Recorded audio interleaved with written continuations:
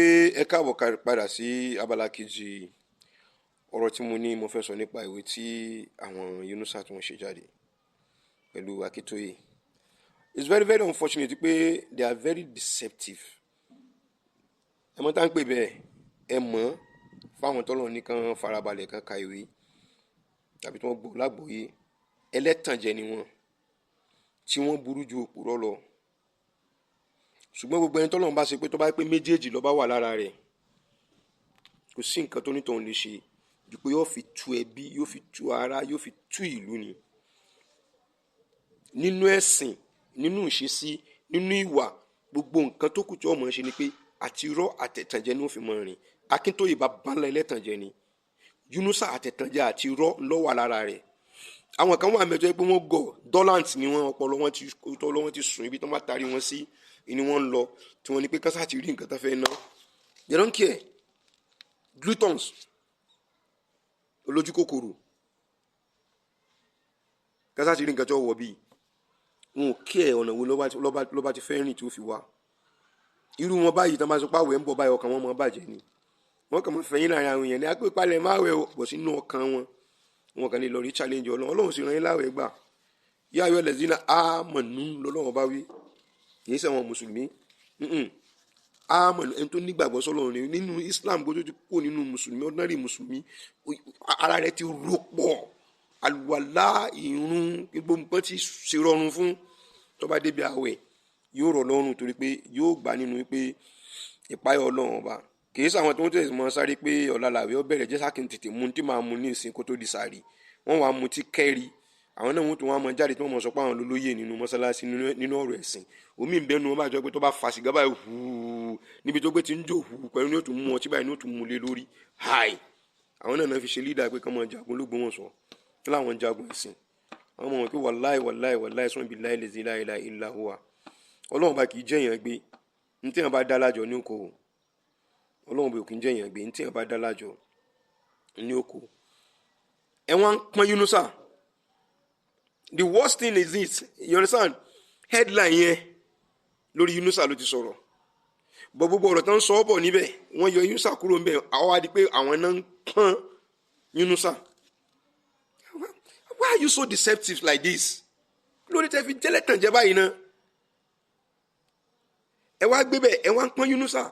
Ó ṣe báyìí, ló ṣe báyìí, ló ṣe báyìí, ló tún lù ṣe, ló má láàfíà wa, ló ṣe gbogbo ẹ̀ títí tó fi débi tí ẹ fi débi tọrọ kábíyèsí níbi ńgbà tí kábíyèsí dé ẹ wá dá ibi kan ẹ wá tó ẹsẹ̀ ń bẹ̀bẹ̀ yìí pé bàbá gbogbo wa ni ká lọ ṣe sùúrù lábẹ́ ọ̀rọ̀ tẹ́ tó sọ ẹ tún nà wọ́n lẹ́gba wípé àìgbà fún ni wọ́n ti sọ fún yẹn ó ti kówé wá láti fi hàn pọ́nmọ́ inú ilé ni ìgbà tó ṣe báyìí tó di pé wọ́n pé kábíyèsí lọ rí gba ìmọ̀ràn kí mọ̀ràn lójú kan mọ̀ ṣe tó ń ṣe àjẹ́ pé kábíyèsí ó tó nǹkan ara rẹ̀ ṣe wọn ò lè decide fúnra wọn kọ́mọ̀jẹ́ pọ̀ bàálù ni Ọlọ́run ní yọ yín lópè láyé kọ́mọ̀jọba àlú ni wọ́n lọ́jọ́ orí sí wọn tó decide lórí ara wọn àbí láti decide ọ̀rọ̀ nínú ìlú àbí láyé ibi tí wọ́n bá wà sí wọn tó bẹ̀ láti pọ́n lè decide. Ó wá wáyé báyìí wọn àgbẹ̀ kí ni yìí tó bá tiẹ̀ fẹ́ rújú ẹ̀yin tẹ́ ẹ jẹ́ mùsùlùmí ẹ kóra yín jọ wọ́n wá fi abẹsẹ̀ wọ́n fi chíà rẹ̀ nígbà wọ́n fi chíà rẹ̀ abẹsẹ̀ náà tó wá ní àwọn èèyàn 18 lábẹ́ wọn fi jẹ́ 19 gbogbo wọn pátápátá mùsùlùmí ni wọn. ẹ̀yin ti hard ṣe ń la etí yín lẹ̀kẹ́ gbọ́ gbogbo wọn pátápátá mùsùlùmí ni wọn kò sí kírísítẹ̀n kankan láàrin gbogbo àwọn 19 yẹn ṣe fẹ́ mọ̀ wọn ni ààrẹ mùsùlùmí wà nù wọn Báṣọ̀run wà nù wọn aṣojú wà nínú wọn àlífàtò mùmínín ó wà nínú wọn fáárù ulama ó wà nínú wọn ìmáàmù kéré mùkádọ̀wọ̀ àìsí wọ́n wà nínú wọn mufti jihad tó jẹ́ mufti gbogbo ilẹ̀ Ọ̀yọ́ state pátápátá ó wà nínú wọn ajánásí àgbà ó wà nínú wọn chairman àti secretary àyímọ̀ wọ́n wà nínú wọn ẹgbẹ́ mo ti ka mẹ́wàá fún yín báyìí bàbá wa fúnra ara wọn abẹ́sẹ̀ wọ́n wà nínú wọn àwọn bàbá wa bàbá yìí ti ń jẹ́ bàbá wa tó ní ṣe wọ́n wà nínú wọn àbí ó bá mi it goes on at least mo try there láti pé mo rí 15 16 17 mú wá nínú 19 wọ́n sign nígbà tí wọ́n jáde pẹ̀lú communique wọn wọ́n sign láàfin very very unfortunate wípé ẹni tó ń ṣe area commander lásìkò ìgbà náà ó wà lórí ìjókòó lójú rẹ̀ náà fi fáìn wọ́n dẹ̀ mú ìwé yìí wọ́n dẹ̀ present ẹ̀ fún kábíyèsí pé the best ta lè ṣe pé torí pé kọ́mọ̀ bá sínú pé kò ní sàlàáfíà nílùú torí wípé Lọ́balíkà ti dẹ́rù bà wọ́n o torí sọ pé tí wọ́n bá ṣe bó ti ṣe yẹ it's going to be Black Friday it's going to be Red Friday ẹnu ni Lọ́balíkà fi ṣe wọ́n lẹ́gba tí wọ́n fi yàwó rẹ̀ nílùú Ògbómọ̀ṣọ́ o mi ò ní tọ́gẹ̀rọ̀ kan láyé mi rí mi ò dẹ̀ lẹ́nìkan tí mò ń kó lọ rí jàjà lójú ogun rí pé tẹ̀lé mi kálọ ọjà mi ò rí láyé mi Ọlọ́run sì ní jẹ́ kí n rí tí màá fi wọlé Ọlọ́run kí ni mo fẹ́ ṣe pẹ̀lú àwọn màláíkà Ọlọ́run ọba tó wà lẹ́gbẹ̀ẹ́ mi sí wọn tó gbà mí lẹ̀ ni. mo fi ẹnu yìí fi dẹ́rù bà àwọn olórí burúkú tẹ́ pé àtọwọ́ wọn àtọpọlọ wọn gbogbo ẹ̀ wá dàrú papọ̀ Lọ́balíkà wọ́n ti ní wọ́n kógun bọ̀ wọ́n gbé mọ́ kiri wọ́n gbé gbogbo ẹ̀ kiri wọ́n sáré káàkiri Black Friday Red Friday mo fi dẹ́rù bà wọ́n. For peace to reign kábíyèsí ní kílẹ̀ bá jáde níbi communique yìí wọ́n ní kí wọ́n lọ rè tí mọ́sálásí meanwhile àwọn kọ́mítì yẹn ó lọ sínú ilé ayélujára wọn lọ rè jókòó wọ́n rí gbogbo ẹni tó bá yẹ kí wọ́n rí pẹ̀lú ìmáàmù wọn jọ jókòó wọ́n yanjú ọ̀rọ̀ yìí tí wọ́n bá wá yanjú rẹ̀ ibi tán bá conclude sí wọ́n gbé padà wá sáàfin torí àfin ló set wọn up àwọn mùsùlùmí gbogbo wọn pátápátá mùsùlùmí ni kò sí christian kankan níbẹ̀ ẹ̀yẹ ìtì hard àbíbò lẹ́sẹ̀ pera yín sẹ́ láti yín lẹ́sẹ̀ ń gbọ́ abẹ́ ẹ̀yin Supreme Council for Islam sẹ́yìn náà la ojú yín àti etí yín lẹ́sẹ̀ ń gbọ́ àti gbogbo àwọn kọ́mítì òṣì tẹ̀ ń bá kálẹ̀ káàkiri sẹ́ la ojú yín àti etí yín sẹ́ là lẹ́sẹ̀ ń gbọ́ wọ́n yan àwọn kọ́mítì yẹn in first thing ìgbà tó di láàárọ̀ ọjọ́ kejì tí wọ́n ní ká lọ retí mọ́sálásí Akíntóyè yìí òun pẹ̀lú ẹni tó yẹ kó kó àwọn ọ̀dọ́ jọ islamically tó tún jẹ oyè láàfin as akéwèjì àwọn ọ̀dọ́ I say it authoritatively because I have an evidence for it. Ó wá jáde òun ló kó àwọn èèyàn náà lead àwọn èèyàn lórí já mọ́sálásí ní pé bó ni kìrìsìtẹ́nì kan fi sọ pé àwọn àgbààgbà kan ń bẹ nínú wa ẹjẹ́ kí ọ pa ẹ̀ka gbé ẹjọ́ yìí lọ sí kóòtù nígbà tẹ́ bá dé kóòtù lẹ́tọ̀ọ́ wá ṣẹ̀ṣẹ̀ mọ̀ pé àwọn àgbà tán forí pamọ́ ọlọ́pàá tú orí wọn jáde ní Zubairu Muhammed Taofeek ó tú orí wọn jáde à ń sọ jáde láti pé kẹ́ ẹ lè bá ṣe sùúrù kẹ́ ẹ lè bá túnṣe láàrin ara yín ni ní fífọ́ ọlọ́pàá gbé wa káàkiri ẹ ò ní sọ ibi tá àgbẹ̀ ti sọ tó yẹ pé òfin ni wọ́n fi mú yín lápègbè ẹbẹ́ ní ká mọ̀ sọ ní kóòtù ni ẹ̀yin gan láwọn fi ṣẹlẹ̀ rí sẹ́níjọ́ tó fi ná àwọn gbogbo àwọn bàbá tán náà tán wà ní kóòtù ti sin tí wọ́n fi rí bí yanjú rẹ̀ ẹ̀yin ti hà ẹ jẹ́ ká bí yín léèrè àwọn tán kẹjọ́ wá báyìí ṣé wọ́n sí mọ́sálásí jọ náà lẹ́yìn ìgbà tán ná àwọn bàbá yẹn tán tó kó wọn lọ sí kún tó lọ tì wọ́n mọ́lé tán wọ́n tún ẹ̀sẹ̀ tó wá dá owó nínú àwọn olówó òlú yìí náà tán kówó fáwọn tó ń gbé kán lọ gba àwọn bàbá yẹn lẹ̀ almost 300,000 naira wọ́n kó fún Yunusa ó jókòó lé mọ́lẹ̀ ààrẹ mùsùlùmí àwọn náà tún raise owó tiwọn náà almost the same amount wọ́n kó fún Yunusa ó ní ká máa kó wọn lọ àwọn onígbà kan lọ rè gba béèlì wọn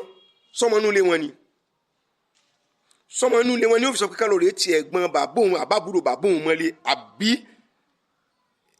ọ̀nkù rẹ̀ no the same thing náà ni àtúndò olóyìnbó nìyẹn àtàwọn senior brothers and cousins rẹ̀ kankan tí wọ́n ń nà tẹ̀jẹ̀tẹ̀jẹ̀ ẹ̀jẹ̀ ń bẹ́ ẹ̀jẹ̀ kẹjọ ọmọ lọ wọ́n padà gbé gbogbo tó ń gbé ti nà wọ́n gọ́sọ̀gùdì pé àwọn ọlọ́pàá náà ná sí wọ́n lọ sí hospital tí wọ́n fi lọ rí treat ara wọn owó ara wọn náà tún san you call them to be suspects owó ara wọn náà tún fi treat ara wọn ní hospital they have the receipt there is video for it there is pictures for it ẹ̀yin Etihad ṣé wọ́n sọ fún yín pé àwọn ṣiṣẹ́ débẹ̀ lójú àwọn àgbààgbà tán pera wọn láwọn àgbààgbà lú ni wọ́n ti ṣe kíní ẹ̀ níjọ́ náà o àwọn àgbààgbà yìí wá padà wá rí gbogbo bí nǹkan ṣe ń lọ wọ́n wá backslide àwọn míì wá kúrò lẹ́yìn wọn nínú àwọn tó wà ń bẹ lásìkò ìgbà náà ni Parakoyi Adini wà nínú wọn ni bàbá Basọ̀run ló wà nínú wọn ni ààrẹ mùsùlùmí wà nínú wọn ni orúkọ bàbá wa yìí ti ń jẹ́ Musasko wà láwọn èèyàn ńláńlá tó pé wọ́n ti padà nígbà tó padà lójú tòtòrò gbogbo wọn ọ̀pọ̀lọpọ̀ ni wọ́n wà nínú mosque yẹn tí wọ́n fi na àwọn bàbá yẹn níjọ́ náà. The same people náà sọ pé ká raise owó. Bàbá wa Ààrẹ Mùsùlùmí did everything possible. Ààrẹ Mùsùlùmí Ògbómọ̀ṣọ́ did everything possible. Kọ́rọ̀ yẹn kọ́ mọ́ dé court. Ní pé kọ́rọ̀ yẹn kọ́ mọ́ lọ sí court pé he is ready to spend. Ní pé ká yanjú ọ̀rọ̀ yun tọ́jú ọ̀rọ̀ ìdílé ni kọ́ mọ́ bá borúkọ wọn kọ́ mọ́ borúkọ ìdílé jẹ́ tó bá jẹ́ pé nítòótọ́ ọmọ ìdílé ni káwọn tó parí findings náà fẹ́ ṣe. But what happened? Tó pé kí n sọmọ nulẹ̀ àtàwọn tán fẹ́ ran níṣẹ́ wọ́n trigger wọn láwọn ọgbà. Wọ́n ti ń ṣe wá àzíkálẹ̀ káàkiri wọ́n ti ń sọ káàkiri ìgboro pé ọdún 5 làwọn kọ́kọ́ fìyà jẹ wọ́n náà kó tó di pé wọ́n ṣe ẹjọ́. Akíntóyè yìí náà ló tún wá padà lọ́ọ̀dẹ competition. Àwọn tó ń jọ já mọ́sálásí nígbà náà kò mọ̀ pé wọ́n ń dúró de òun. The same Akíntóyè yìí ní ìsìn ló wá lọ nígbà náà.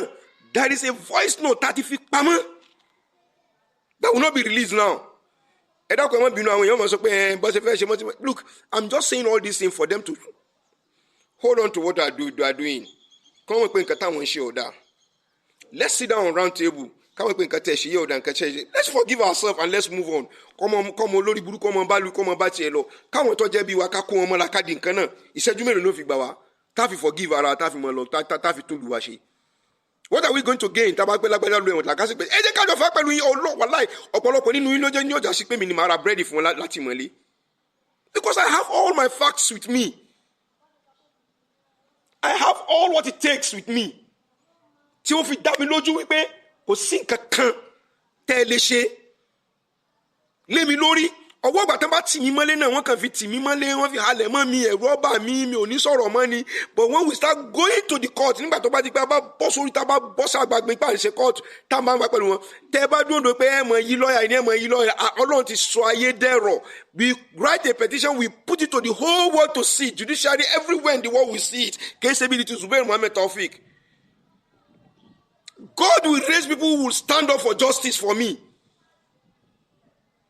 Allah will raise those who will stand for me. Tabakọ bí mo ṣe ń pariwo iná mo ṣe pariwo a ṣe spread yín káàkiri àgbáyé nìyẹn.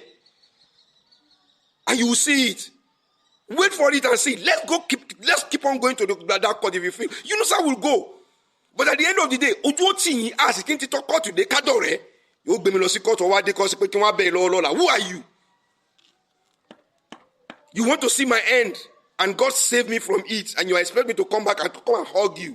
The best you are going to do for this piece, a million sacrifice to hug you when you do it right now.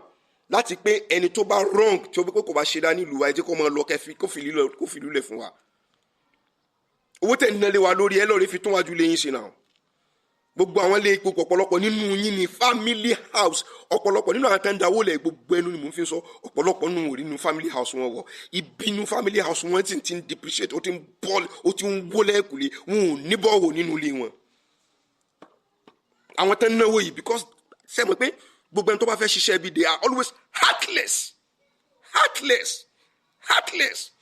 Wọn kì í lọ́kà àti ṣe dáadáa tán bá fún yín lówó náà ò lè ṣe yín lálùbáríkà.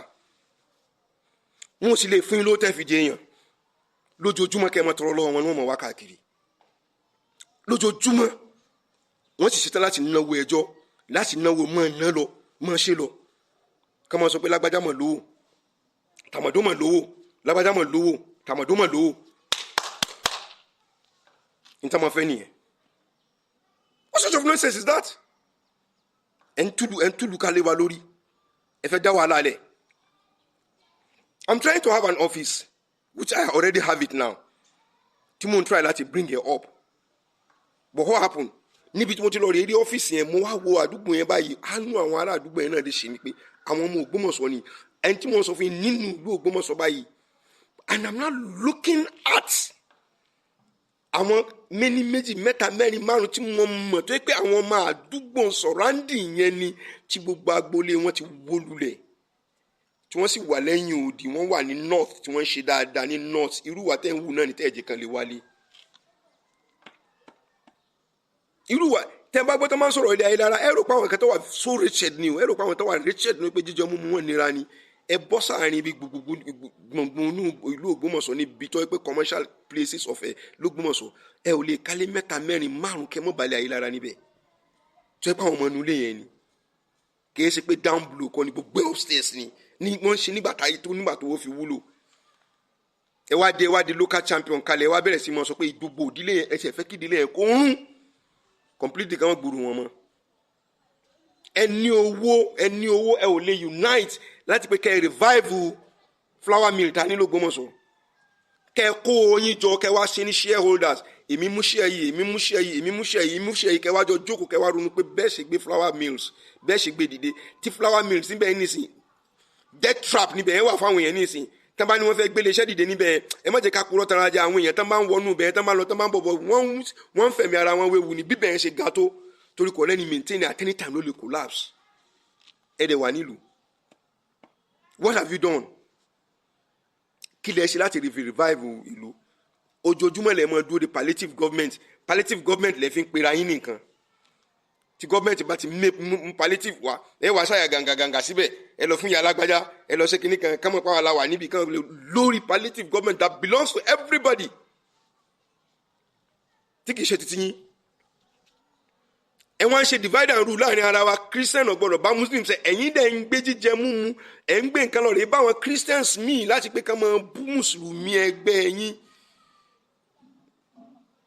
nígbà tó jẹ́ pé lébi làwọn náà tó bá ti fún wọn náà àwọn náà ti ṣe tá ti mọ ẹbí èbú torí pé ohun tẹ́ ẹ fẹ́ fi mọ́sálásí ṣe àbí tẹ́ ẹ fẹ́ fi ìlú ṣe tí kò yé wa ẹ̀ ń lọ rèé pé àwọn ọ̀mùtí pẹ̀lú ìtọ̀ lára pẹ̀lú jánábà lára pẹ̀lú ẹnu ọtí tí ń rùn wọ́n ń gbé kámẹ́rà wá báyìí wọ́n wá ń fídíò àwọn tó sọ pé àwọn ò ní jánábà lára tán ṣàlùwàlá tán wá kírun wọ́n wá ń fídíò wọn débi pé níbi tó gbé ti ń kọsẹ̀ lọ gan ó tún ṣẹ̀ṣẹ̀ ń gbàgbé ó tún ṣẹ̀ṣẹ̀ wá ń jọ́ǹpù áyà méjì nínú Suratul Fatiha káwọ̀ wá gbé jáde ká mọ̀ ló against yín ká mọ̀ pé Yunus ọmọ Fatiha ké is available. It is very, very, very much available. The voice note is available. ẹni tó bá jiyàn rẹ̀ I can send it to him.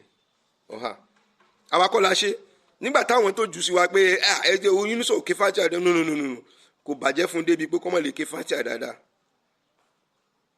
kò bàjẹ́ fún débẹ̀. ọmọ ọlọ́tí tán ní kọ́ wá ya fídíò rẹ̀ ní kò yá dáa lójú kó rí bó ṣe rí we will say the truth and nothing but the truth. a ò sí níbi ìbàjẹ́. that is it. a ò sí níbi ìbàjẹ́ pàápàá. we have it but we did not even bring it out. láti ọ̀dọ̀ platform àwọn èèyàn yín náà ti mú jáde pé ẹ̀rí bàbá wa mọ̀ ṣe mistake lọ́sẹ̀ yìí mọ̀ gbọ́n nǹkan tán mọ̀ wí. wọ́n lọ push ẹ̀ sínú platform yìí làwọn kan tún jù wá fún wa làwọn náà tún rí.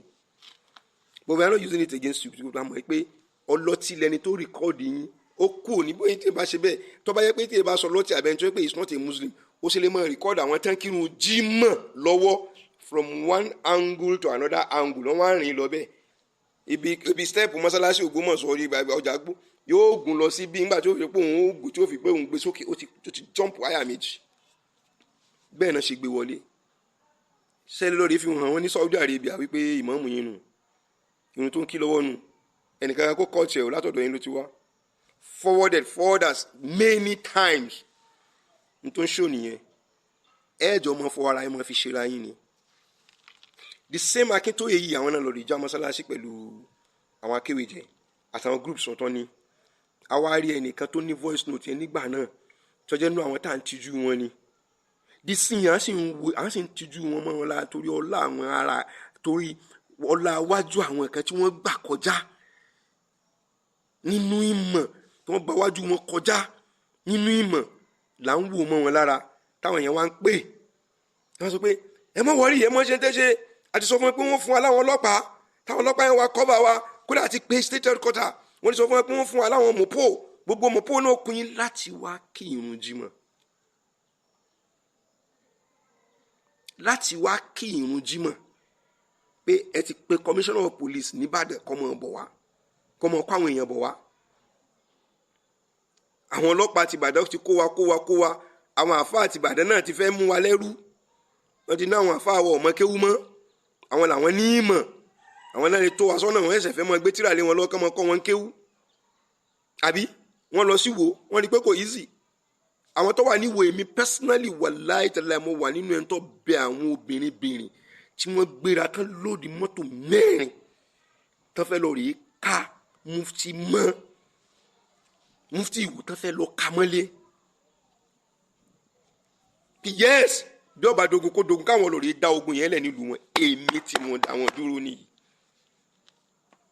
à ń pè mí dàlúrú ṣé gbogbo ìtàkì tó yẹn ṣe yìí ní ìṣe kéṣe dàlúrú ẹ lọ rí wo mo fẹ́ kẹ́ ẹ lọ rí wo headline yẹn kẹ́ ẹ lọ rí wo mo ṣe kọ headline yẹn kẹ́ ẹ wá lọ rí kà. The so unfortunate thing tó wà níbẹ̀ ni pé wọ́n á tún wá lọ rí gbé fọ́tò ẹnìkan nínú àwọn èèyàn wọn lọ rí gbé síbẹ̀ ọ̀rọ̀ onítọ̀hún gan ọ̀ṣẹ́ jáde níbẹ̀ wọ́n kó ṣẹ̀kẹ̀ṣẹ̀kẹ̀ bọ́ lọ́wọ́ wọ́n kó ṣẹ̀kẹ̀ṣẹ̀kẹ̀ bọ́ lẹ́sẹ̀ bó tilẹ̀ jẹ́ pé òun náà nípa mọ́sálásí tán lọ rí já tóun náà wà proud of doing that láti pé kan lọ rí já mọ́sálásí. Kábíyèsí ìlú yín ọba ìlú yín pàṣẹ pé tóun fẹ́ nìyí ẹ sì takú ẹni ẹ̀yìn ò fẹ́ bẹ́ẹ̀ then you cannot challenge it. So unfortunate wípé ọlọ́pàá tí wọ́n sáìnì kìíní lójú rẹ̀ ló tún assign àwọn ọlọ́pàá tó wá ṣe kẹ́lẹ́ wo how powerful these people are. ọlọ́pàá yẹn táwọn gbà táwọn abilé pé why did you do this? ọlọ́pàá yẹn wá ń sọ wípé nítòótọ́ ni wọ́n take decision láàfin ṣùgbọ́n wọn ò tí ì kọ lẹ́tà wá fún un officially but no letter officially for him láti kọ́ ọlọ́pàá wá guide wọn jungle justice. ara rú rẹ̀ náà láǹfà tá ń fa lọ́tọ́ ní ẹlọ́rẹ́ decide nínú family náà wí o. ọlọ́pàá yẹn sọ wípé ó tún advice Yunusa níbẹ̀ yẹn ní police station wọn ní headquarter nìbàdàn ó advice pé if I were you kó tó dijọ́ tí mo ní kẹ́ padà wá yìí má lọ rí resign nítorí gbogbo tó wà nílẹ̀ nígbà tí òun náà kẹ́ àyà Kùránì bíi 3 jáde tí Yunusa ò lè parí rẹ̀ lọ pé kéwò lókè ṣé kéwò náà lókè báyìí ẹ̀rí wà ń bẹ̀ o. tí bàbá ilé ayé lára fi sọ pé kò kéwù tó bá kéwù kò sí ní mọ̀ nǹkan tẹ́ ń wí. Wallahi tallahi isma billahi la ilaha illa huwa mo bá fi ṣèbàjẹ́ fún kí bàjẹ́ kọjá tèmi èmi ò kí n ṣe oníbàjẹ́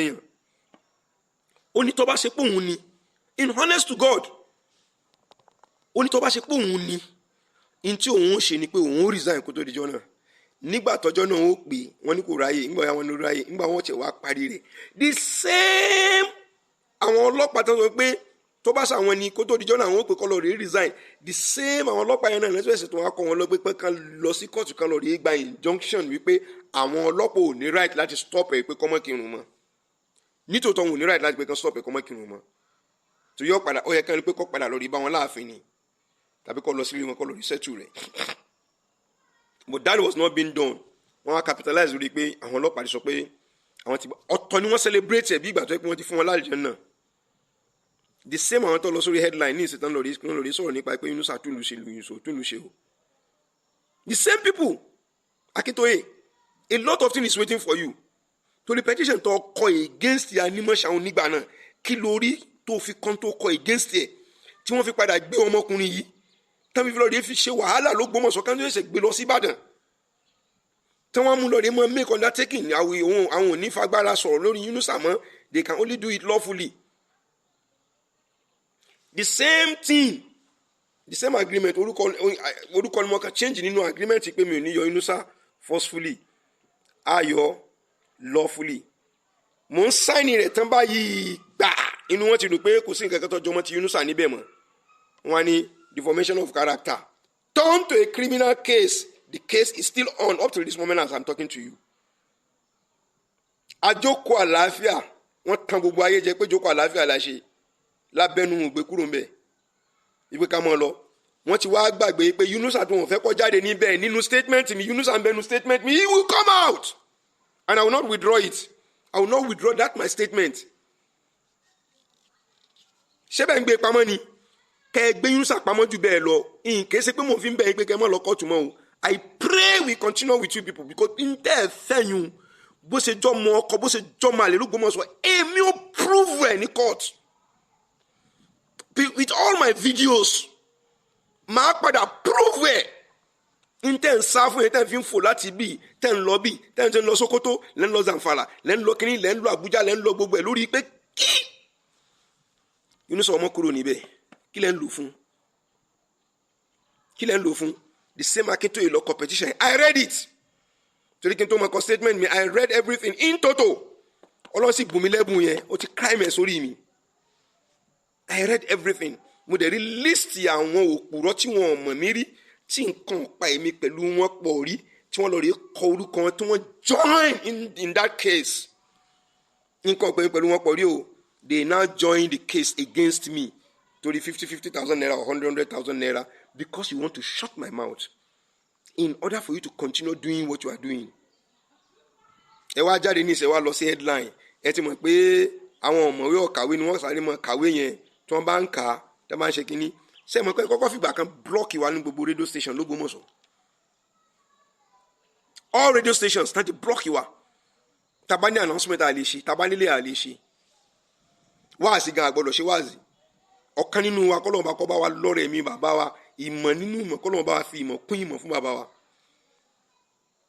Abdulwasi Wẹ̀wẹ̀ wọ́n ṣe wáàsí lórí Tàbánà lórí ọmọ tí ànábì gbáwò lórí bí ó sì lè jẹ ogún ànábì tí ó sì lè ṣe pé tó bá dọjọ́ wa tán sọ̀rọ̀ nípa ogún tán sọ̀rọ̀ lórí pé wọ́n la ojú abẹ ní kò ní gbàgà yìí pé gbogbo ẹni tí ń kírun lẹ́yìn Yunusa pé kò nírun pé kèfèrí Ọlọ́run pọ́nbélé ó ní Yunusa torí pé bí rẹ̀ wọ́ òun náà wà nù ẹ̀tẹ̀lẹ̀ fẹ́ gbé o because he is very very courageous ẹ̀dẹ̀ lẹ́nìkan nínú tíìmù rẹ̀ ẹnu àwọn ẹ̀gbọ́n rẹ̀ tó yẹ pé wà nínú tíìmù yín tí yẹn ti gbá àbúrò rẹ̀ létí nílé nítorí pé ó sòótọ́ ọ̀rọ̀ tó dìjà within the family láàrin ẹbí ọmọ ìwádìí ó wá tú gbogbo ẹbí peace wo ló mú wá fún lù mọ nǹkan tẹ́ ẹ kọ sínú tẹ́ ẹ mọ headline ni mọ tẹ́ lọ fi sínú paper tẹ́ ń gbé fún gbogbo ayé ni so deceptive liars imposters ẹ wá lọ rẹ kọ gbogbo nǹkan tẹ́ ẹ wá kọ yẹn we will analyse this for you one by one whenever we meet wherever we are going to meet by law. Ẹ̀yin ti hard sẹ́ẹ̀rí gbogbo eléyìn abẹ́ ẹ̀ka gbogbo eléyìn nígbà náà. The same publication yẹn náà lẹ́yìn tí sọ pé kábíyèsí block Yunusa lórí fóònù kí ni Yunusa kí ló jẹ́ tí kábíyèsí fi block fóònù nọ́mbà Yunusa. What did you take him to be? Òun náà wọ́n tún wá ń sọ lórí múbàrí pé bóyá wọ́n lọ rẹ̀ ṣí fóònù tẹ́ my God this guy is too arrogant. Pé bóyá kábíyèsí lọ tẹkíníkà lórí fóònù wọn ọmọ tẹ ẹ ń sì ń celebrate ẹ bẹ́ẹ̀. Ọ̀pọ̀lọpọ̀ nínú yín wàláhì ọ̀rọ̀ Zubairu Muhammed Taofeek ló jẹ́ kẹ́ ẹ mọ̀ tán pè ní WhatsApp. Ọ̀pọ̀lọpọ̀ nínú yín ló jẹ́ kó mọ̀ wípé functions àsìkò Zubairu Muhammed Taofeek ló jẹ́ kẹ́ ẹ mọ̀ wípé nǹkan bẹ tó ń jẹ́ WhatsApp. Ọmọ inú yín ọmọ tán pè ní Instagram ẹ ò bá yín pàdé lórí Facebook. Àwọn ọmọ yahoo náà wà ń bẹ̀ tẹ́nìkan so ní àkáǹtì bíi 5-6 tẹ́ gbé laptop fún pé ká máa tẹ̀ nǹkan ká máa ṣe against ìlú àtàwọn tẹ́ gbé jáde lẹ́yìn ìlú. Ọ̀pọ̀ nínú yín ò lè control fóònù yín. Fóònù tán gbé kálẹ̀ ká ìtẹ́ ẹ̀là fúnra ẹ ò mọ̀ ẹlòmíì kò mọ̀ tán pè ní Instagram. Omi inú yín ò mọ̀ tán pè ní TikTok. Iná bàtẹ́lẹ̀ omi ti sọ di rédíò tó bá ti tẹ̀ báyìí ting tẹ́wá ti kọ́ nìkan tán ting yóò tún yí ting ojú kan náà ní lójú kan náà tó wà ní tán bá ní kó ń fúnra ara rẹ̀ kó ṣí àkáǹtì ẹ̀ fúnra ara rẹ̀ wàláhì yóò ẹ jẹ́ kọ́ ọmọ yóò ti skul dé àwọn náà mọ tẹ fóònù àwọn náà mọ bó ṣe mọ tẹ fóònù àmọ́ ẹ ráyè àbò sí ṣíṣe. People are advancing. I have advanced and I'm going more and more and more. Tọ́lọ́pọ̀lọpọ̀ nínú gbogbo ẹ̀yin tẹ̀ ń bu yín bàbá títí yín ò ṣe gbé sórí screen mọ́ nísìn. I'm going to be 66. I'm still agile. Ẹ̀yin tẹ́ ẹ jẹ́ 40 something ẹ jẹ́ kájọ gbé fúnra wa kémi pẹ̀lú yín kìí ṣe pé nínú ìṣẹ́ kìí ṣe pé nínú ìyà kémi pẹ̀lú yín kájọ gbé láti odò ọba ẹ jẹ́ kájọ jog láti odò ọba kájọ mọ́ ọbọ̀ kẹ́ kó àtọwọ́ yín àti gbogbo ẹ̀ kẹ́ gbá sílẹ̀ ẹ má jẹ́ kẹ́nìkan kan mú pure water dání kẹ́nìkan kọ́ mọ́ múra gólísì nǹkan kan dání káà pẹ̀lú yín kájọ jog láti odò ọba kájọ wá sí LAUTECH. wọ́n bá ní mọ́tò gbẹ̀yìn lójú ọ̀nà torí ìjẹkújẹ tẹ́ ti jẹ ọ̀rọ̀ lọ́rọ̀ tẹ́ ti gbé sọ́pọ̀lọ́ tẹ́ ti ṣe ó ti gbá gbogbo fún yín ó ti bàjẹ́ fún yín. You can't even make a very sound exercise. You see somebody like me talking very agile. And one free, you can talk to me, you can abuse me. Better use your score. Pé bàbá tó bí yín ò lè jáde torí wọ́n bá tẹ fóònù fún báyìí yóò pé bá mi wò ó ọmọ dákúntà ló pè mí ni at that their age. Are you not ashamed? Ẹ wá lọ rẹ kọkọ kúkọ kalẹ̀ sórí kíní láti fi distract àwọn èèyàn. Ẹ wá fẹ́ sọ Yunusa the saint. And Yunusa ti bẹ kábíyèsí torí náà ẹ̀yin kábíyèsí ẹ̀yin ni bàbá gbogbo wa. You just have to bring everybody together. Kẹ́ ṣe sùúrù pẹ̀lú rẹ̀ with all this abuse. of words pẹ̀lú bó ṣe bú kábíyèsí tó yìí, pẹ̀lú bó ṣe yẹ̀yẹ́ kábíyèsí tó yìí, pẹ̀lú bó ṣe yẹ̀yẹ́ Ògbómọ̀ṣọ́ tó báyìí.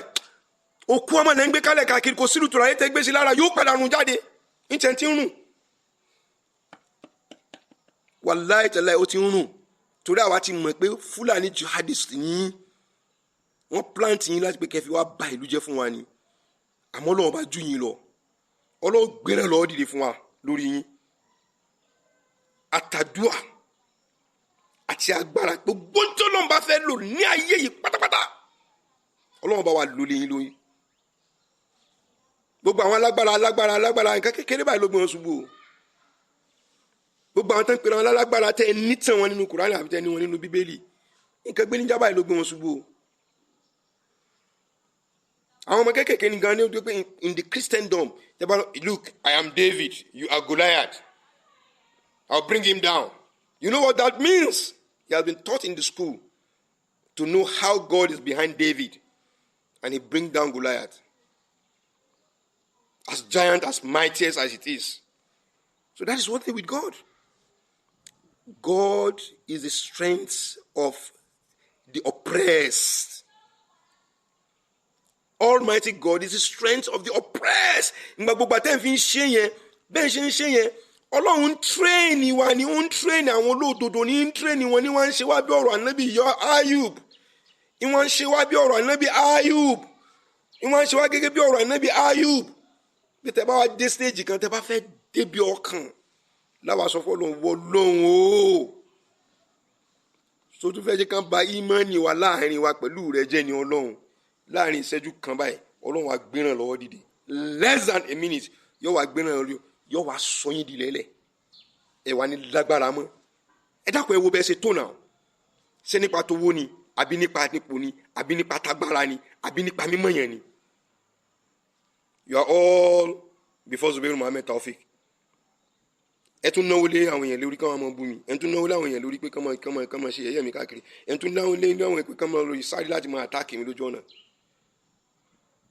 Ibi táwọn tọ̀hún sì gọ ni pé àwọn làwọn gbowó àti wá àtáàkì mi, ẹ̀yin ò sí níbẹ̀. Tí ẹ bá rí pé tíyà bá jẹ wọ́n dáadáa ni wọ́n tó lè pariwo. Ẹ̀yin gan rò pé escape nítorí nígbà tí tírú rẹ̀ bá wáyé, nígbà tí wọ́n bá ṣe ìyà tí ìyà bá tó ìyà fún wọn, kìí sọ ọlọ́pàá gan nínú cell. Nígbà tí wọ́n bá ṣe ìyà tó bá jẹ́ ìyà fún wọn nínú cell náà, wọ́n ti mọ̀ pé tọ́wọ́ bá sọ́ra ibi tó kù sí nìyẹn o. Ọjẹ́ jẹ́wọ́ kò lè bá rí bí bọ́, àwọn tó bá wà involve kò pè wọ́n kan jáde. Àṣírí yóò padà tú. Owó ò ní ṣiṣẹ́ mọ́ ńgbà náà. Ẹ kàn mọ̀ gbọ́ pé the truth has been revealed. Pew already. Ògbómọ̀ṣọ́ is a selling point.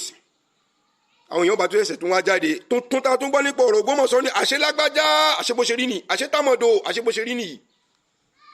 Ẹ lẹ́lẹ́ wa lórí social media. When I was on social media, mo wà lórí Facebook.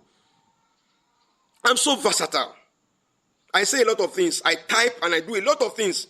I campaign for my loved one strongly without collecting a dime, one single dime, and doing it from my heart.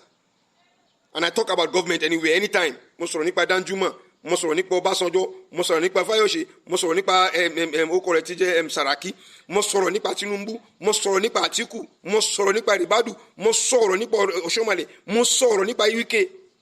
Who are you?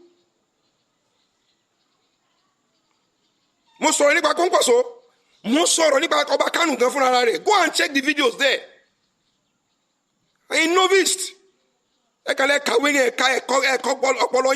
still read. I still have time to read. I spent 5 minutes.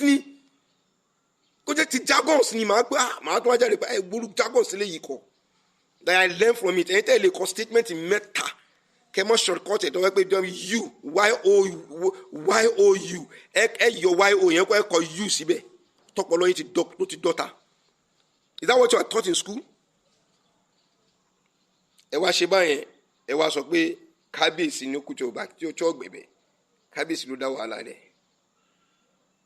In fairness to God, àwọn kọmitì yẹn ẹ dá ọ̀rọ̀ wọn nù. Ẹ tún gbé kọmitì kan láàrin ara yín. Ṣé ẹ mọ̀ pé ẹ jẹ́ kí n sọ fún yín, mo ní àwọn ìwé yẹn lọ́wọ́ o. Kọmitì tẹ kọ́kọ́ bẹ̀rẹ̀ sí mọ́ set up. Ẹ jẹ́ kí n fún yín ní déètì yẹn bọ́ ẹ lè rántí. November 27th, èyí tẹ́sí ní ọjà gbó bàbá wa Abógundé ìbá Abógundé wọ́n wà lórí ìjókòó ńjọ́ náà tí wọ́n sọ pé ṣé kí Yunusa lè fi Kùránì búra tó dé tó fẹ́ mọ̀ ṣe wáàzì pé wọ́n gbàgbánu ẹ̀ sọ̀rọ̀ tó kéwú táwọn ni èwo lóyún gbogbo fẹ́ mọ̀ ṣe wáàzì fáwọn níbi wọ́n lọ́rọ̀ tó wọn lè sọ lè fi Kùránì búra ni ọ̀kan nínú àwọn àgbààgbà tó wà mẹ́ ẹ̀dẹ̀ dàbẹ̀ ẹrú lẹ́sẹ̀kẹsẹ̀ ẹ̀dẹ̀ dàbí kíní ẹ̀yin náà lẹ set up committee yẹn ẹ̀yin náà lẹ dá committee yẹn rú ẹ̀ wá ń padà ṣe mọ̀ pé community wípé agreement tẹ ní kálọ̀rì mọ̀ ṣe ń gbà lẹ́sẹ̀ pé mo ní lọ́wọ́ àwọn náà dẹ̀ ní lọ́wọ́ ẹ̀yin ti gbàgbé ni tẹ́ ń sọ pé kálọ̀rì mọ̀ kọ́ times of settlement pé kálọ̀rì mọ̀ kọ́ ẹ̀yin tẹ́ fẹ́ rán mọ́kà ẹ̀yin tẹ́ bẹ́ẹ̀ ṣe fẹ́ pín offices fún wọn bẹ́ẹ̀ ṣe fẹ́ ṣe kíní pé ká máa lò just for him to be going under committee yín. ọjọ́ náà ni wọ́n set me up wọ́n ṣe molid ní Central Mosque àwọn èèyàn wá nínú bíi molid mo ti jẹ́ kí wọ́n mọ̀ láti Èkó pé mi ò ní wá síbẹ̀ bọ̀dù máa wà l'Ógbómọ̀ṣọ́ àwọn ọmọ kan wá ń pè mí mo ti save nọ́mbà arákùnrin yẹn dí sí i ó tún ti pè mí lẹ́nu ọjọ́ mẹ́ta yìí tí mo ti gbé fáwọn SSS táwọn yẹn ti pè é wọ́n dẹ̀ record ẹ̀ tó pè mí wá náà sẹ́ni wá bí molid ní abàbá wa Ìmọ̀lẹ̀ Àdínì kí ní kẹ̀kẹ́ ọ sára rẹ̀ lórí rọ́ mo ní mò ń bọ̀ àwọn tí retí yín afẹ́ká pa àwọn wọ́n ṣe meeting lọ́wọ́ níbẹ̀ ó yẹ ká pàdé Yunusa yẹn ká lù bàjẹ́ ni ẹ̀ka mo ti ń bọ̀. Do you know who you are dealing with? Yeah, did you really know who you are dealing with? I am being led by Almighty Allah. Ọlọ́run bò ní tàrí mi síbi tí ó dá. Tẹ́ bá ní kí n lọ sí cell ibi tọ́rọ̀ mi ibi tọ́ kàn nù Ọlọ́run ní kí n lọ síbẹ̀ máa lọ rí kẹ́kọ̀ọ́ kan. Cell the last cell tẹ́ ní kí n lọ ní ìsẹ́gbẹ́ mi lọ. Nígbà tí mo débẹ̀ mo bá ẹni tó tún sọ àṣírí yín fún mi níbẹ̀ tó wà níbẹ̀ tó ròyìn omi nínú cell níbẹ̀ ni mo ti bẹ́ lómi tó ti fún mi láwọn àṣírí yín mi wàláhì mo fasájú ẹ̀dá Muhammad sallallahu alayhi wa sallam mo fi búra fún yín. God have reason for me going there mo tún wá wà níbẹ̀ àtún wá rí àwọn kan tí mi ò mọ̀ I don't know the person from Adam tó wá bá mi níbi tí wọ́n ti ń bí mi léèrè ọ̀rọ̀ pé dákun I'm asking of lọ́ba níkà tán lóhùn nìyí ó ní sir I just want to confirm is here with you sir tó dúró tì mí gbọ́ngbọ́ngbọ́ngbọ́ngbọ́n torí pé iṣẹ́ Ọlọ́run ọba la gbé dání kì í ṣiṣẹ́ títí yín. I want to warn you allow Yunusa to go you are still our brothers we come back together we embrace ourselves and life goes on but ẹ bá continue báyìí yóò lọ o ẹjọ́ pàdé lẹ́wọ̀n ni o because it will not be so easy at the time tó bá fẹ́ lọ. No ẹ rò pé gbogbo àwọn tó ti blackmail yẹn o kábíyèsí we just say no ọmọ ọ̀dọ́ rí dáadáa lọ́sọ̀ ó dàbọ̀ gbogbo ọ̀rọ̀ tó sọ cyber bully àwọn cyber bully rẹ̀ with all this video confirmed táwọn èèyàn celebrate it and you think it will go free àbí bàbá orúkọ rẹ̀ ti jẹ́ Ládàáni tán tún focus lé lórí tí tún gbé wọn ṣépè nínú mọ́sálásí and you think that will go scot free ẹ̀yin lẹ kọ́ wa àwa náà ti kọ́ wọn he will be picked ká tó wá ẹsẹ̀ wá sọ̀rọ̀ mi ò sọ omi o àwọn kan jáde nípa páànù mọ́sálásí o àwọn kan sì jáde nípa sìmẹ́ǹtì mọ́sálásí o àwọn tán donate ẹ̀ wọ́n ti sọ fún èmi kọlùkù sì ti confirm ẹ̀ fún mi wọ́n sì ta mọ́sálásí tán convert wọ́n sì ta sìmẹ́ǹtì mọ́sálásí tán convert sìmẹ́ǹtì into cash ìyẹn wà nílẹ̀ o. How do you think this guy is going to escape it? How? No. I'm just looking at it. Kátó wá pé the committed one tó pé ẹnu ara rẹ̀ ló fi commit ara rẹ̀ pé òun ti dé in less than 1 year òun ti spend more than 70 million. Tó yẹ pé mi nínú yóò ti nílẹ̀. Not somebody else.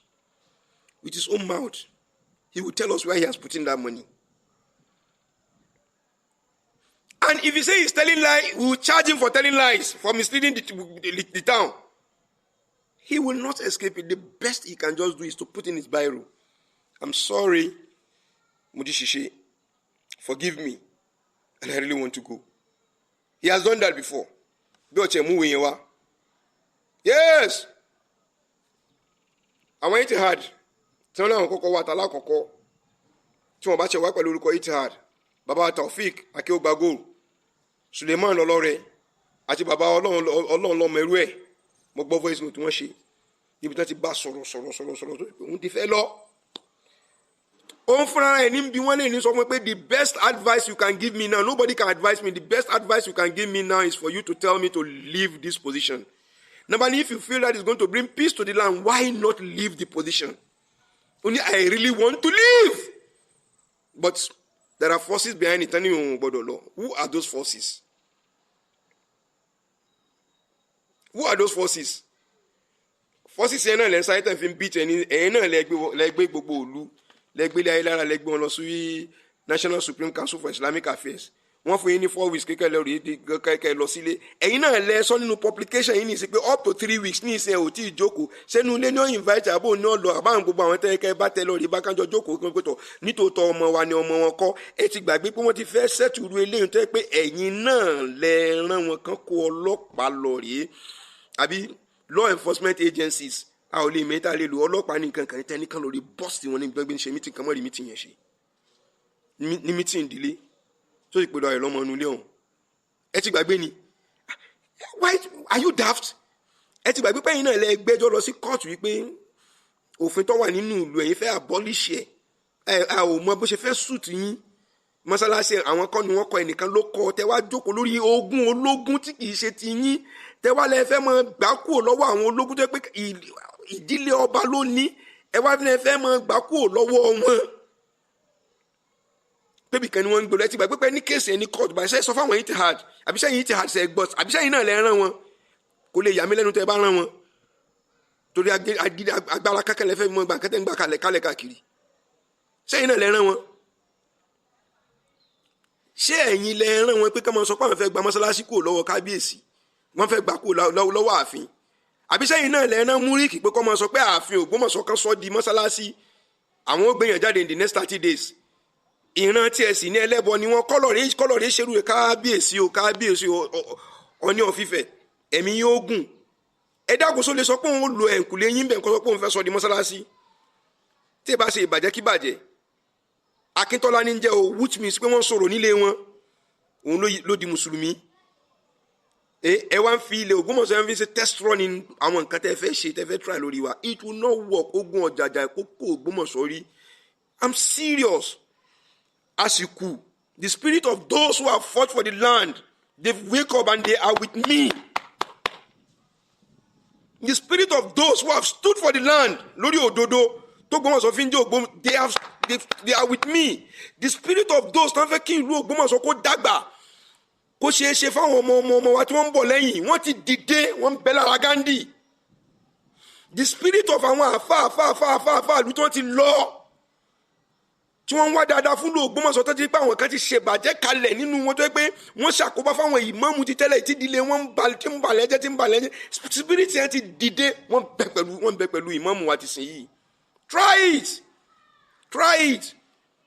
Wàláhì try rẹ̀ kẹ́ wo ikú yín yóò wọ́ sí ní Salman lọ tí wọ́n wọ́ láti apàké tí fún rẹ̀ jáde ní general.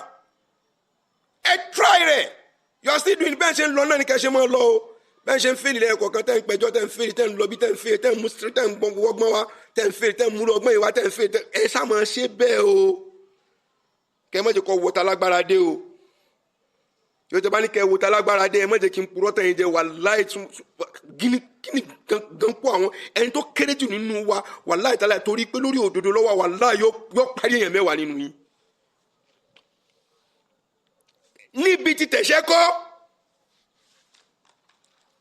wọ́n sunkún sọ́lọ́ ọba lọ́rùn wọ́n yẹ̀wù wọn padà wọ́n sunkún sọ́lọ́ ọba lọ́rùn wàláhì gbogbo tẹ́ gbẹ́kẹ̀lé ọ̀pá rẹ tẹ́ bá sì ní irọ́ ni ẹ̀dá kan jẹ́ kájọ try rẹ̀ láàrin ara wa ẹ má lọ bí pọ́n kẹ́ má lọ bí mọ́ ẹ sọ pé kájọ mọ́ sá fúnra wa kájọ jókòó kájọ mọ́ ṣe ládùúgbò láàrin ara wa kẹ́ ẹ wẹni tọ́lọ́ wọn gbàdúrà ẹ̀ nínú ẹni tán rẹ́jà tẹ́ ń tí ń rẹ̀yàn jẹ ẹ wá dé wá fẹ́ balùjẹ fún wa ẹ kàn ṣe gbogbo rẹ̀ torí pé lórí gbó lọ́wọ́n jihadis kó lè ṣe fún yẹn jáde ẹ má lọ náà ẹ kóra yín dàsọ ẹ tún lórí bá àwọn Christians ẹ tún lórí pọ́ǹpù owó sórí àwọn Christians èyí ti gbọ́n náà tí ò mọ̀ wọn ara rẹ̀ that is tọ́ba jẹ́ pọ́ ba ẹgbọ́n náà ní tòótọ́ he is supposed to be the father of all wọ́n ń gbẹ́nu rẹ̀ gbọ̀ngbọ̀ngbọ̀n láti fi tó wọn wá ń jáde sí tó Ògbómọ̀ṣọ́ fẹ́ mọ bú kábíyèsí lórí ọ̀rọ̀ tí kò kàn èyí Násírù yẹn mọ́tẹ́ ẹ̀bẹ́ pé kọ́mọ́ bínú pé mo bá sọ̀rọ̀ sí mo tún padà wá tún téèpù yẹn wò mo wá wò pé tí kè bá pé torí pé mo sọ pé I'm sorry ní mo tún regret sorry tí mo sọ fún un pẹ̀lú nǹkan tí mo gbọ́ tó sọ nínú tí mo tún padà tún téèpù yẹn wò ẹ wọ́n lọ rí fún wọn lówó, wọ́n lọ rí sọ̀rọ̀, wọ́n sọ̀rọ̀ pé òun ń sọ nínú gbogbo ọjọ́ ń bì lòun ti ń sọ yìí o, kí nǹkan báyìí báyìí kó yín wọ́n pẹ́ nìkan ní intruder, láti ẹnìkan an intruder calling somebody intruder. Publication tẹ́lẹ̀ tí wọ́n rí mo fẹ́ kẹ́ mọ́ kàkún o, ẹ reject ẹ mọ́ kàkún. ní òkè ṣe pé it's not by force, ẹ kà kẹ́rí rọ́tọ́ wà nídìí ẹ̀. àwọn challenge yín by all means o, ẹ ti bẹ̀rẹ̀ ní ẹ̀ o, ti lọ lé pépà o, àwọn náà ń padà bọ̀ wá bá yín, wájú wá pàdé ní lé pépà pẹ̀lú yín o. ṣé ó padà sùn yín torí nígbà tẹ ṣe lórí Facebook tako bìín ẹ sá kúrò ń bẹ, nígbà tẹ ti wá gba WhatsApp mọ́ a lọ́wọ́, ẹ dákun ẹ áàdì wa, bàbá ẹ kọ́ ọ̀rọ̀ lu àwọn áàdì yẹn wá sọ bẹ́ẹ̀ níbi tẹ́ ti ń bọ̀m bá ti wà, tẹ́ ti ń bèèbú, tẹ́ ti ń ṣe kíní torí àwọn tẹ́ fún ló pé kọ́ mọ́ bú wa. àwọn náà sì fi WhatsApp lẹ̀ fún yín jẹ́ẹ́jẹ́, ẹ mọ̀ ló bó ṣe wù yín, à ń fi ilẹ̀ fún yín bá a fi gbàgbà wù bẹ́ẹ̀ ṣe padà lọ́ fẹ́nu kọ́nu, kéèsì yín wà ńlẹ̀, Ọlọ́run sì ní jẹ́ kẹ́ ẹ bọ́m̀bẹ̀. ẹ ní bọ́m̀bẹ̀ o, ibi WhatsApp lẹ ti fara kọ́, ẹ tún ti fẹ́nu kọ́, àwọn tẹ́ ti fẹ́nu kọ́ lórí Facebook ní ìsìnlẹ̀ fẹ́ tura láti lọ rí tún ṣe lórí YouTube. àmọ́ lọ́wọ́ wọlá pé àti bẹ Ọlọ́run ọba pé tán bá fún yín ní àdúrà ìbẹ̀rẹ̀ ẹ fẹ́nu kọ́. dìgbà wo very short time n tó kù kò tó ìta ti ń bá bọ̀. ẹ̀yin yẹn wa ẹ kú sùúrù, gbogbo ọmọ Ògbómọ̀ṣọ́ nílé lóko àti lẹ́yìn odi, ọ̀rọ̀ wa àdúrà lọ́gbà láti gbé gbogbo ẹni tó bá jólóòtọ́ láàrin àwa méjèèjì, kọ́lọ́run bá kó fìdí òdodo hàn. báwa bá lónírọ́ ni, báwọn lónírọ́ ni, gbogbo orújì àtọ́run bá máa ṣe fún òpùrọ́ àti alábòsí, kọ́lọ́run ṣe sáàrin àwa pẹ̀lú wọn. àdúrà tún lélẹ́ yìí o, torí lójú ẹni tí ọ̀dá ní ìsìn èpè ní o, wọ́n tún pè mí ní ìsìn wọn ní ẹ̀dá kan ẹ̀ mọ́ ṣe pé mọ́ ṣe pé lélẹ́ yìí. táwa la bá wà lórí irọ́ ni kọ́lọ́run fìyà rẹ̀ jẹ wá, tẹ́yìn lẹ bá wà lórí irọ́ ni kọ́lọ́run bá kó fìyà rẹ̀ jẹ yín. irú ìyà tá à ń bá ń tọrọ fún yín, tó bá yẹ pé ẹ̀yin lẹ bá wà ní irú òdodo, kọ́lọ́run bá kó ṣerú ìyà yẹn fún wa. ó ní tí kálukú believe lé lórí, believe ti wà nípa wà lórí òdodo, sẹ́yìn náà believe pé wà lórí òdodo, ẹ jẹ́ ká jọ ṣe àmì fọ́rọ̀ tá à ń sọ yìí. Ọlọ́run yóò wà pẹ̀lú gbogbo wa. Wassalamu alaikum warahmatullahi ta'ala wabarakatuh.